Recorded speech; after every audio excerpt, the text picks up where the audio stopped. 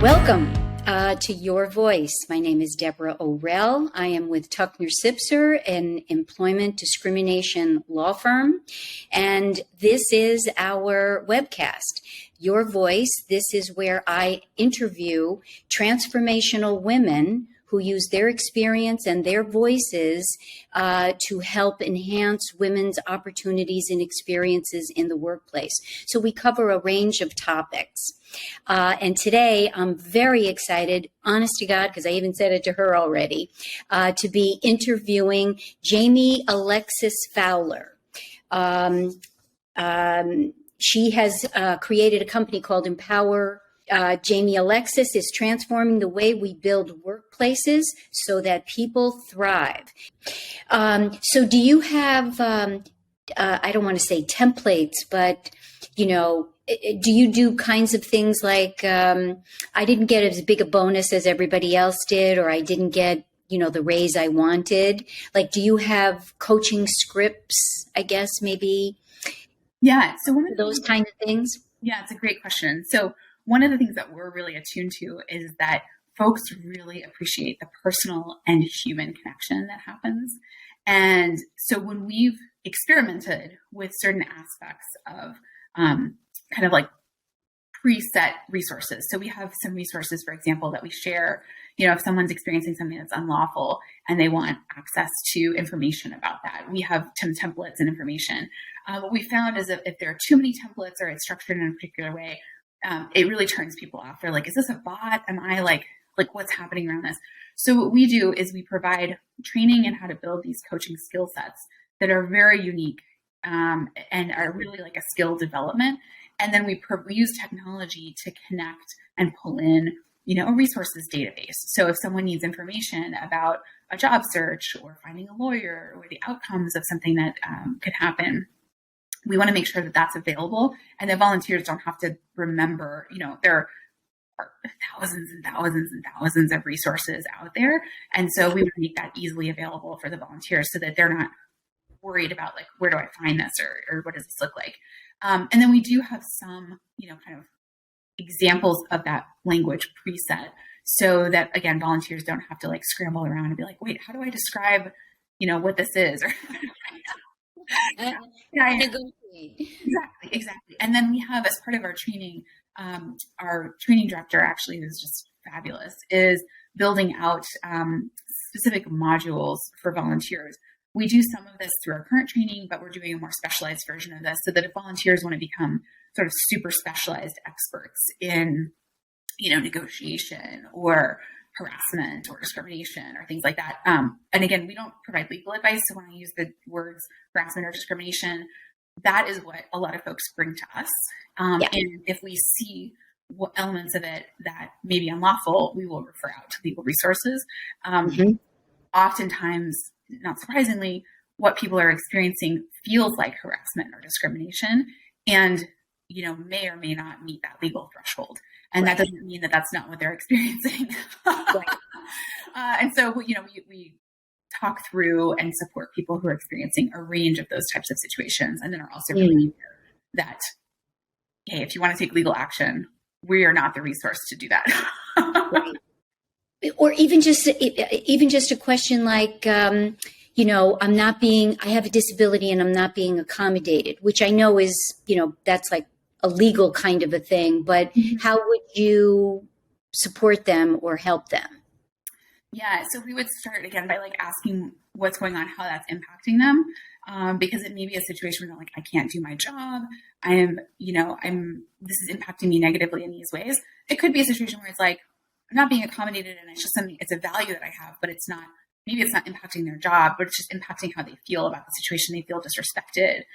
So there are different components to that situation. And then we would talk through, where they are in that process. Is this something that they've just identified and they're kind of thinking through what options they might do? Or is it a situation where they've actually already talked to their manager? They've already elevated this in a variety of ways, but they're not seeing any action taken around it. People can be at different points in that process.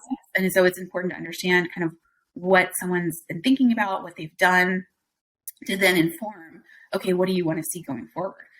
Because it might be a question of like, I'm I'm so frustrated by this. I just had this, conversation with my manager yesterday and they still haven't done something. Okay, well, it may be reasonable that your manager is going to take some time to think through that and they may not have a response right away. That may not feel great, but it's also reasonable that the manager may take some time to sort of better understand what's going on. And frankly, being a human, and we're all humans, sometimes when information is shared with us, it takes a little bit of time to process. And I think one of the most frustrating things that we see with folks who take internal action is they feel like it goes into a communication vacuum. And, and so we talk through often like what's reasonable in terms of when you might get communication back or not, how much insight would you get if you reported something, if, and where that is in the process. And so again, it's sort of taking understanding of each situation as it comes, and then thinking through, like in the case that you were suggesting around, hey, I'm not getting accommodated for my disability. If it's something where it's like, hey, this is something that's impacting my work, I feel really strongly about this, I've already taken all this action internally, then it's sort of a moment to step back and say like, hey, is this situation out of line with your values in a way where you want to go find another job? Is this out of line with your values? You've taken all these actions and you want to take legal action? Is it, you want to keep trying to change things internally? Mm-hmm. Those are all personal decisions around what, again, is at stake for somebody, and then what options they may have available to them. Yeah. Yeah. All good points. It so parallels, what we do as well. And one thing I was reading in your research, and I'm absolutely paraphrasing, but nobody trusts HR. Yes. Like, if I were to ever go back into corporate America, my dream job would be to overhaul HR, because it's something that could be so beneficial, but people have this horrible perception. Oh, they're for the company. They're not for me. They can't keep things confidential. Like all the complaints, they can't keep things confidential. They're no help. They're just out to screw me. I'm not telling them anything. So I just wanted to say that I hear the same thing from people. Crazy. I think it's really reasonable, and it's based on people's lived experiences, where someone might say, look, I disclosed this to HR and then X, Y, and Z happened. And they told my manager. Right. Not understanding all the pieces of place. And, we've had that also with folks who say, I told my manager this in confidence. And then all of a sudden, HR knows or whatever. It's like, well, depending on your internal policies or where you're situated across the United States, your manager actually might be required to report. And so I think those are all considerations that people have when thinking through what to do.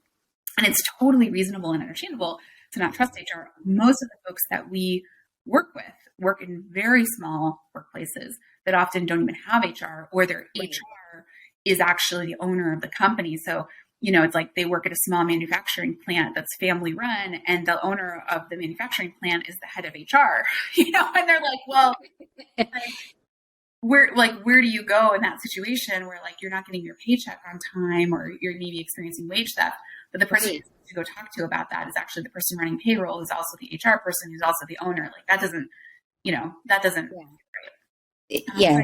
I think it's very reasonable. It's also, I think, one of the benefits of talking through a situation with someone, is to understand what are perceptions that are informed by our direct experience in that situation, and what are our perceptions and experiences that are drawn from the larger sort of zeitgeist of HR is bad, because we'll have examples of situations where someone might say, they walk through their experience and it's like, oh my gosh, it sounds like you've got this incredibly supportive HR person or HR team that's trying to do their best in this situation. But the kind of concern and reticence is real. It just may be more like, oh yeah, when I think through the direct actions that I've seen happen in my workplace, I realize that I may be in a different situation than other people are.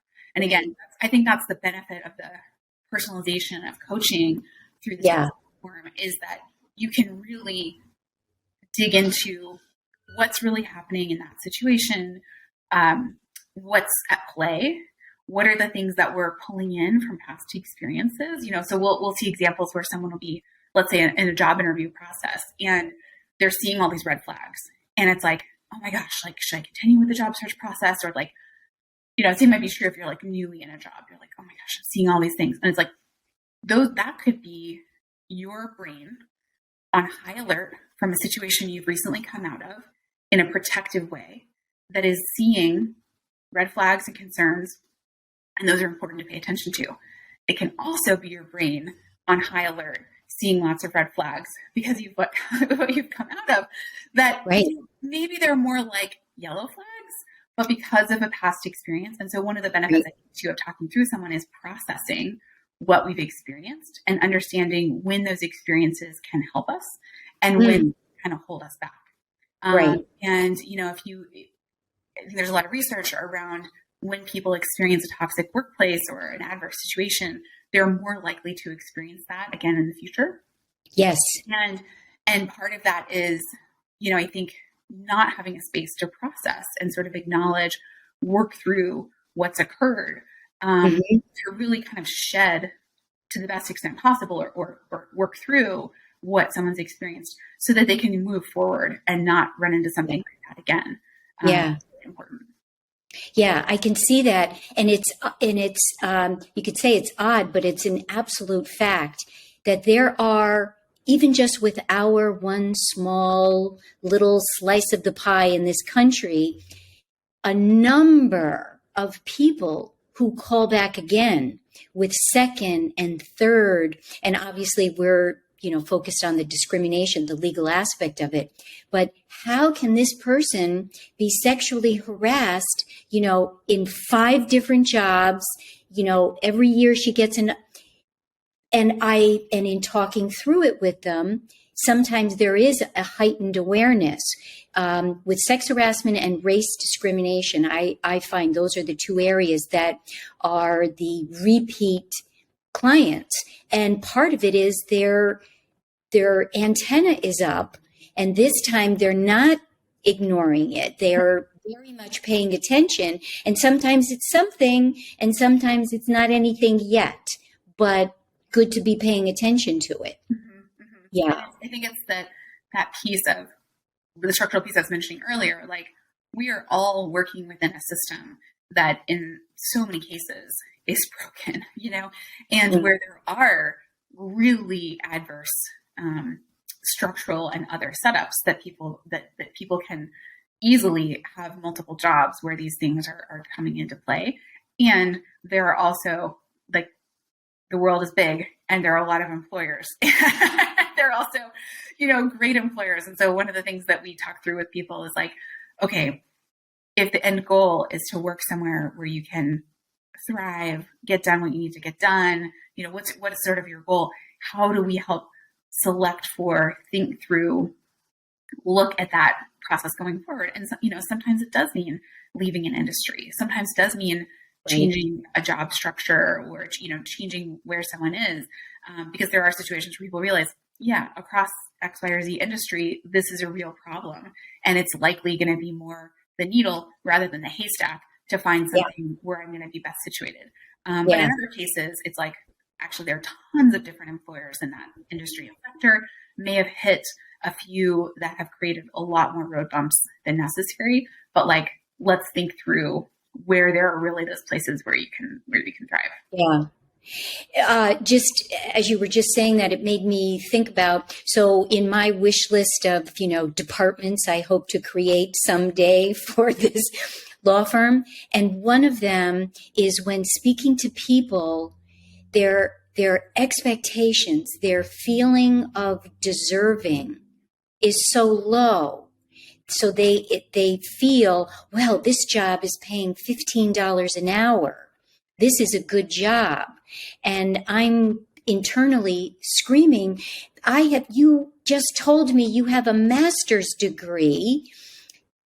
You should be making so much more than that. But they have this ceiling that they can't seem to. So that's a department I want to create, is how to help people, break through, see more for themselves, and feel more deserving of being treated better, which is all part of a cyclical, how we are treated at home. We find those workplaces that repeat it, or, we pick up on that stuff. So it's, how do you break that kind of a cycle? And Yeah. I'm heartened that a few weeks ago, the Surgeon General of the United States, Dr. Murthy, released a new framework around what does well-being at work look like, and what are the components of well-being. And we helped contribute to some of the research around that, and review the framework, and connect workers who use EmpowerWorks text line with some of the researchers as they were doing it, to really understand what workers are experiencing, how do these components, this framework, really add up. And I think it's a very validating approach for people to realize, hey, these are some basic elements that I have really like a right to at work. Mm-hmm. Really, this is about, maybe it's not even a right, but it's just like, it's a state that I should expect. And it's reasonable to expect that. And, one of the pieces that we see in our data is 70% of the folks who connect in on our text line say directly in a conversation that they feel unsafe or disrespected. And that is such a low bar to say, like, I want to feel respected and safe at work. That should be like table stakes, Exactly.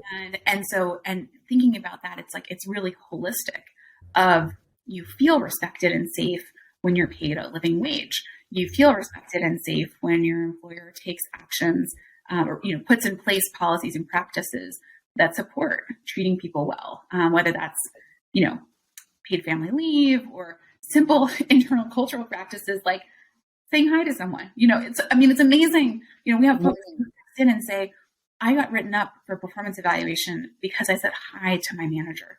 And you think, like, where are we as a country that someone's approach to that situation is a pip in response to someone just being decent, and so I appreciate that this new framework is available both for employers to have a sense of, okay, I may not have all of the resources, I may not have a huge HR department, but I have an accessible framework that I can understand how to support my employees, my team, and for employees to have a place to go to and say, oh, this was feeling off to me, and I can see why, because I'm missing some of these components in my workplace. Like, I may be getting paid a wage that works for me, but I'm missing, the other elements that are really, really important to my well-being.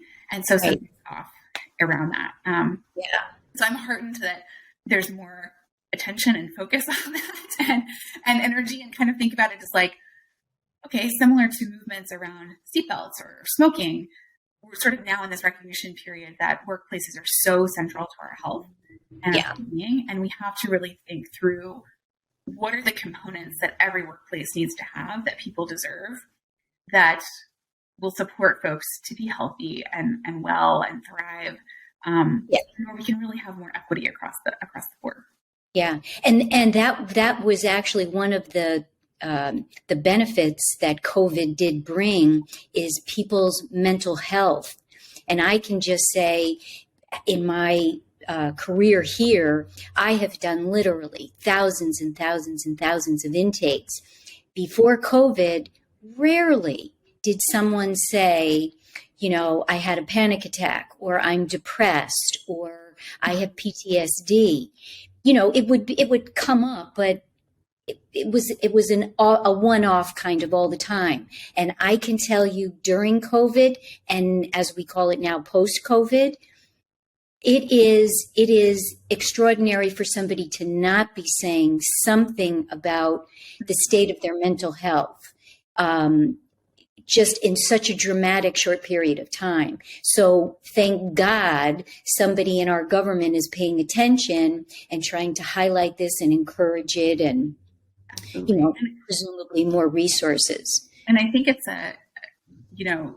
there's research coming out of the past, the 2008-2009 recession, about the increase in anxiety, stress, suicide that happened as like coming out of workplace stress.